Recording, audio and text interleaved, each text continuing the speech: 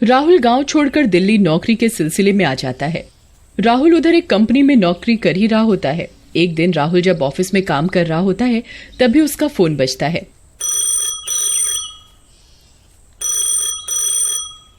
Hello, कौन? Phone से आवाज आती है। सर, मैं आशी बात कर रही हूँ, क इंडस्ट्रीज से। ये सुनकर राहुल बहुत खुश हो जाता है। हाँ मैडम, बोलिए। राहुल, हमारे यहाँ पर एक वैकेंसी है जो मुझे लगता है आपके लिए बहुत अच्छी रहेगी और आपकी प्रोफाइल से मैच करती हुई ही है। जी मैडम, बताइए। ये वैकेंसी मुंबई में है, आपको मुंबई शिफ्ट होना पड़ेगा। ठीक है मैडम। देखते ही देखते राहुल उस नई कंपनी का इंटरव्यू क्लियर कर देता है और मुंबई चला जाता है। राहुल को थोड़े दिन के लिए उसकी कंपनी वाले होटल देते हैं, पर कुछ ही दिनों में राहुल को एक घर में शिफ्ट होना था। देखते ही देखते राहुल को एक अपार्टमेंट में एक रूम मिल जाता है जो खाली होता है। राहुल उधर अपना सारा सामान शिफ्ट करके बैठा ही होता है कि तभी उसका फोन बज जाता है। वो अपनी स्क्रीन पर देखता है तो उसकी माँ का फोन आ रहा होता है। हेलो माँ। हेलो बेटा। माँ, मैं शिफ्ट हो गया हूँ नए अपार्टमेंट में। इतनी जल्दी? अभी 2 दिन पहले तो तुम कमरा ही देख रहे थे। वो हुआ यूं माँ, यहाँ पर इस कमरे के मालिक को जल्दी जाना था विदेश, इसलिए उन्होंने मुझे ये कमरा जल्दी दे दिया। क्या ये वही कमरा है जो तुम 2 दिन पहले देख कर आए थे? जी माँ। ये सुनकर राहुल की माँ बहुत डर जाती है। अरे बेटा, वो जगह ठीक नहीं है, उस जगह भूतों का वास है। अरे माँ, ये आपको किसने बोला? तेरे चाचा का बेटा है ना मोनू, मैंने उससे बात की थी और जगह बताई थी। उसने बताया कि वो जगह ठीक नहीं है, उधर आए दिन कुछ न कुछ घटना होती रहती है। राहुल अपनी माँ को तसल्ली देता हुआ। अरे माँ, ऐसा कुछ नहीं है, मैंने यहाँ जांच पड़ताल कर ली है, यहाँ ऐसा कुछ नहीं है। पर मुझे मोनू ने बताया कि वो सोसाइटी भूतिया है। ओफो माँ, आप ये बेफजूल की बातों में मत आओ। हाँ, मैंने अपने कमरे के ऊपर वाले कमरे को भूतिया सुना नहीं, पर मेरा कमरा ठीक है। बेटा, ये बुरी शक्तियों का प्रभाव आसपास की जगह पर भी छोड़ती है। क्या उस कमरे से दूर कोई कमरा नहीं मिला तुम्हें? माँ, आपको तो पता ही है, मुंबई में किराए का कमरा, वो भी ढंग का, बहुत मुश्किल और महंगा है। इस सोसाइटी में और भी कमरे थे, पर उनके मालिक अभी किराए पर देना नहीं चाहते थे। वहीं मेरे कमरे का मालिक विदेश जा रहा था, इसलिए उसने मुझे कमरा किराए पर और सस्ता दे दिया। काफी शांत इलाका है और यह मेरे कमरे के लिए अच्छा है। ठीक है बेटा, पर जल्दी से जल्दी पूजा करवा लेना, इससे सारी बला दूर रहेंगी। अपना ध्यान रखना बेटा। ये बोलकर माँ ने फोन काट दिया। राहुल ने भी फोन रख दिया और सो गया। राहुल एक इंटीरियर डिजाइनर था और अपना बहुत सा ऑफिस का काम घर से ही किया करता था। अकेले शांति भरी जगह पर उसे नए नए आइडिया आते। बिना किसी बाधा के वो अपना काम किया करता। मुंबई में ऐसी जगह ढूंढना बहुत मुश्किल था। वो जहाँ रहता था वहाँ पर शांति थी। फिर वहाँ कुछ ही दिन में मुंबई मेट्रो का काम चालू हो गया, जिसके कारण उधर बहुत शोर रहता। एक दिन राहुल अपने रूम में बैठा होता है, तभी वो देखता है कि उसका लैपटॉप खुद ब खुद चल रहा होता है।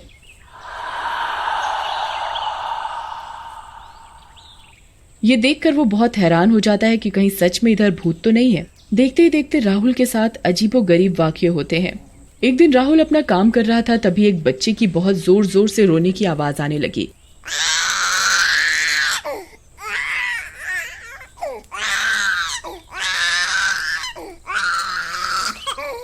जैसे कि बच्चा उस कमरे के बाहर ही रो रहा हो।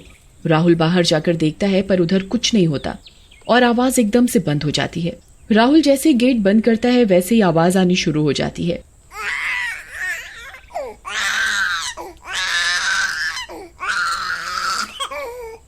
ये देख राहुल बहुत डर जाता है। ऐसा कैसे और क्यों हो रहा है? राहुल दोबारा गेट खोलता है, फिर से आवाज बंद हो जाती है। ये देख राहुल बहुत डर जाता है।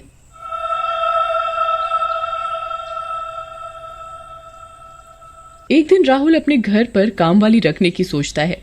वो अगले दिन अपने पड़ोसी शर्मा जी का दरवाजा खटखटाता है। वो गेट खोलते हैं। शर्मा जी बहुत अजीब से दिख रहे होते हैं। उनकी आंखें चढ़ी हुई, बिल्कुल लाल और नाखून भी एकदम लंबे। कौन हो भैया? जी, मैं आपके साथ वाले कमरे में नया शिफ्ट हुआ हूँ। जी हाँ, बोलिए। मुझे यहाँ काम वाली का पता करना है।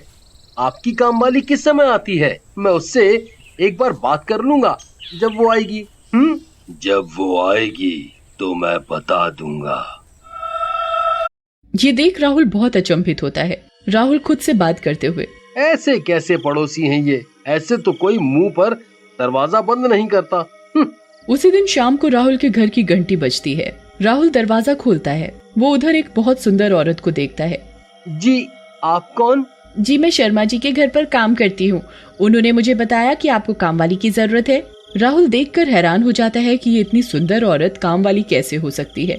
इसने तो सोना भी बहुत सारा पहना हुआ है। जी जी, हाँ, मुझे काम करवाना था।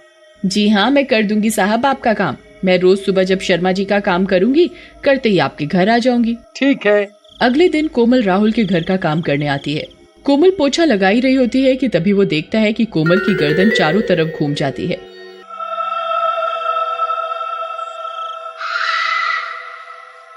ये देखकर राहुल बहुत डर जाता है। वो अंदर ही अंदर सोचने लगता है, ये कोमल अंदर ही अंदर ऐसे कैसे कर सकती है। आए दिन राहुल के साथ कोमल को लेकर अजीबोगरीब वाकये होने लगे। एक दिन कोमल झाड़ू लगा रही होती है, तभी राहुल देखता है कि कोमल का हाथ बिल्कुल लंबा हो गया है और उसने पूरा हाथ बेड के नीचे झाड़ू के चक्कर में डाल दिया है। अरे ये क्या कर रही हो तुम कोमल? ये क्या हो रहा है तुम्हारे हाथ को? कोमल का हाथ एकदम ठीक हो जाता है। क्या हुआ साहब? मैं तो बिल्कुल ठीक हूँ। कहीं आप सपने तो नहीं देखने लग गए? कोमल ये बोलती है और जोर जोर से हंसने लग जाती है। राहुल सोच में पड़ जाता है कि उसके साथ ऐसी अजीब हरकतें क्यों हो रही हैं। वो सोचता है कि वो कल से रोज सुबह उठकर पूजा करेगा। अगले दिन राहुल सुबह उठता है, तभी उसके घर की घंटी बजती है। राहुल दरवाजा खोलता है। अरे कोमल, आज तुम इतनी जल्दी कैसे आ गई? आज शर्मा जी के यहाँ काम करने नहीं गई क्या? अरे साहब, मैंने सोचा कि आज आपके घर का काम कर दूं पहले। ठीक है, तुम काम करो, इतने में मैं नहा लेता हूँ। राहुल नहाकर पूजा करने लगता है। ये देखकर कोमल बहुत जोर जोर से चिल्लाने लग जाती है।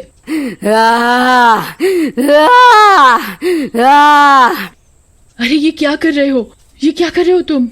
ये पूजा उजा में कुछ नहीं रखा। ये सुनकर राहुल बहुत हैरान हो जाता है कि आखिर कोमल ऐसा क्यों कह रही है। कोमल पूरी कोशिश करती है कि राहुल पूजा ना करे। राहुल कोमल की ना सुनते हुए वहाँ जैसे ही मंदिर में दीपक जलाने लगता है, तभी कोमल राहुल को जोर से धक्का देकर पीछे गिरा देती है। अरे कोमल, तुम मुझे पूजा क्यों नहीं करने दे रही? कोमल तभी चुड़ैल का रूप ले लेती है। तू कैसे करेगा पूजा? मैं भी देखती हूँ आज। तुझको समझ में नहीं आ रहा कि तेरे पूजा करने से मुझे कितनी तकलीफ होगी। मेरी शक्तियाँ कम होती हैं तुम जैसे आदमियों की पूजा करने से। तू पूजा करेगा उससे पहले मैं तुझे जिंदा मार दूंगी। राहुल जोर से दरवाजे की तरफ भागता है और शर्मा जी के घर की घंटी बजाता है। शर्मा जी, कोई है? कोई है? मुझे बचा लो शर्मा जी, मुझे बचा लो। तभी शर्मा जी अपने घर का दरवाजा खोलते हैं। क्या हुआ राहुल? वो कोमल, वो कोमल, वो कोमल। क्या हुआ कोमल को? वो चुड़ैल है, वो चुड़ैल है। राहुल ये बात बोलता है, इतने में ही शर्मा जी अपने भूतों के अवतार में आ जाते हैं। हाँ, कोमल भूत है।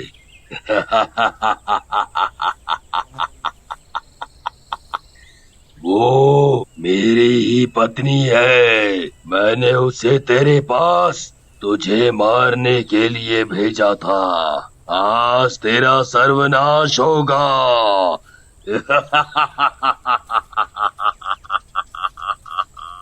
ये देख राहुल और भी डर जाता है। उसे बस एक ही उपाय समझ में आता है कि वो कैसे भी करके अपने कमरे में जाए और मंदिर का दीपक जलाए। राहुल फिर से अपने कमरे की तरफ भागता है। उसके पीछे कोमल और शर्मा जी भी उसका पीछा करते हैं। राहुल अपने कमरे में जाने के साथ ही अपने मंदिर का दीपक जला देता है और हनुमान चालीसा पढ़ने लगता है। ये देखकर शर्मा जी और कोमल बहुत जोर जोर से चिल्लाने लगते हैं। अरे, इसने ये क्या कर दिया? अब हम इसके पास नहीं जा सकते। ये पूजा करनी बंद करेगा, तभी हम इसे अपने जाल में ला सकते हैं। राहुल फोन कर अपनी माँ को सारी बात बताता है। उसकी माँ उस कमरे में हवन करवाने को बोलती है। राहुल अगले ही दिन अपने कमरे में हवन करवाता है। उसके बाद राहुल को वो भूत या चुड़ैल का कोई साया नजर नहीं आता। राजू अपने ऑफिस से देर रात को काम खत्म करके घर लौट रहा था। आज वो घर जाने के लिए बेहद खुश था क्योंकि अगले दिन राखी का त्योहार था और राजू की बहन चिंकी दूसरे शहर से काफी समय बाद राजू से मिलने आई थी। चिंकी राजू को कॉल करती है। अरे भैया कहाँ हैं आप? इतनी देर हो गई, मैं कब से आपका वेट कर रही हूँ। देखिए अंधेरा हो रहा है, जल्दी घर आ जाइए। हाँ हाँ चिंकी, मैं बस अब ऑफिस से निकल गया हूँ। और सुनो, मेरे फोन में बैटरी भी नहीं है, ये कभी भी बंद हो सकता है। तुम परेशान मत होना, मैं बस 1 घंटे में घर पहुँच जाऊंगा, ठीक है?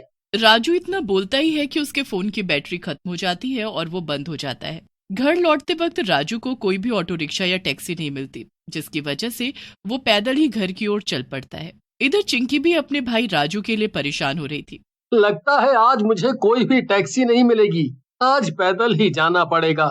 अब बिना ऑटो या टैक्सी के इतने लंबे रास्ते से जाना तो नामुमकिन है। ऐसे तो मुझे घर पहुंचने में सुबह हो जाएगी, भला इतना लंबा रास्ता कौन चुने?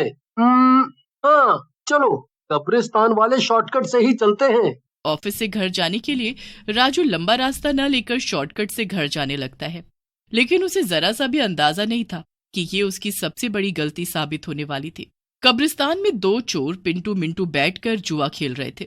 वो जब राजू को अकेले इतनी रात में वहां से गुजरता हुआ देखते हैं तो वो उसे लूटने का सोचते हैं। ए लड़के, चल अपना सारा सामान और पैसे निकाल कर हमें दे, और जरा भी आवाज की तो ये चाकू देख रहा है ना, इसको तेरी गर्दन में घुसा दूंगा।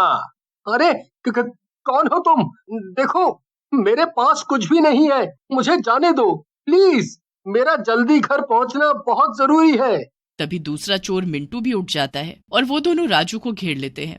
वो राजू से पैसे मांगने लगते हैं। ए, चल अपने सारे पैसे निकाल तुरंत, जो भी तेरे वॉलेट में है, जल्दी कर। बचाओ बचाओ कोई मुझे, देखो मेरी अकेली बहन मेरा घर पे इंतजार कर रही है, प्लीज प्लीज मुझे जाने दो। मगर दोनों चोर उसकी एक नहीं सुनते और उनके हाथापाई में राजू को चाकू लग जाता है और राजू की मौत हो जाती है। अरे रे, ये क्या किया मिंटू तुमने? खाली पीली इसको मार दिया।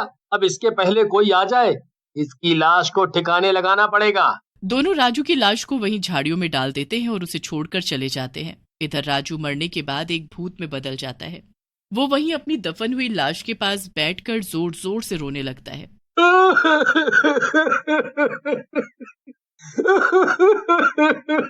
अरे ये सब क्या हो गया? अब मैं अपनी बहन से कैसे मिलूंगा? वो कितनी दूर से मुझसे मिलने आई थी, उसे तो ये भी नहीं पता कि मैं यहाँ मर चुका हूँ।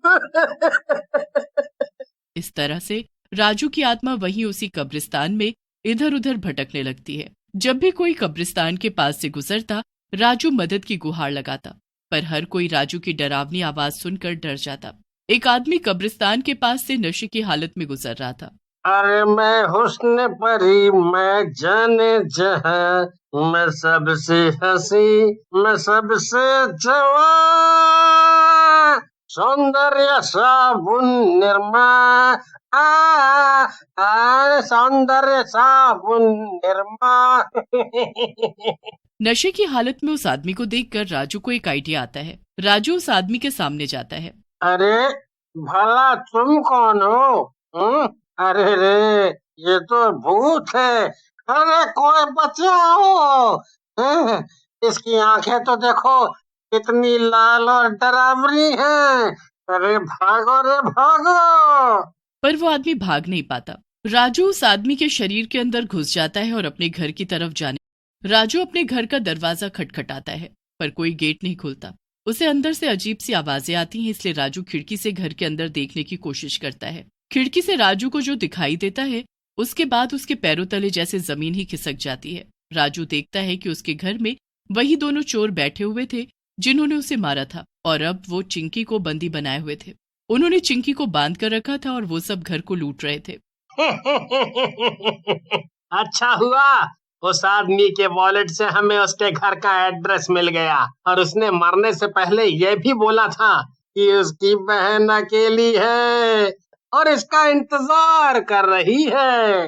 हाँ, उसने खुद तो हमें ज्यादा पैसे नहीं दिए और हमारा काम आसान कर दिया। अब देखो आज हमें कितना फायदा हो गया, आज तो हम माला माल होने वाले हैं। पिंटू और मिंटू दोनों हंसने लगते हैं और सारे कीमती सामान को अपने झोले में डालने लगते हैं। उधर चिंकी का राजू के मरने की खबर सुनकर बुरा हाल था। वो रोती ही जा रही थी। ये सब कुछ खिड़की से देखकर उस नशेड़ी आदमी के अंदर घुस चुकी आत्मा को बहुत गुस्सा आता है। वो जाकर दरवाजा तोड़ देता है और कमरे के अंदर पहुंच जाता है। अरे तू कौन है और तू अंदर कैसे आया भला?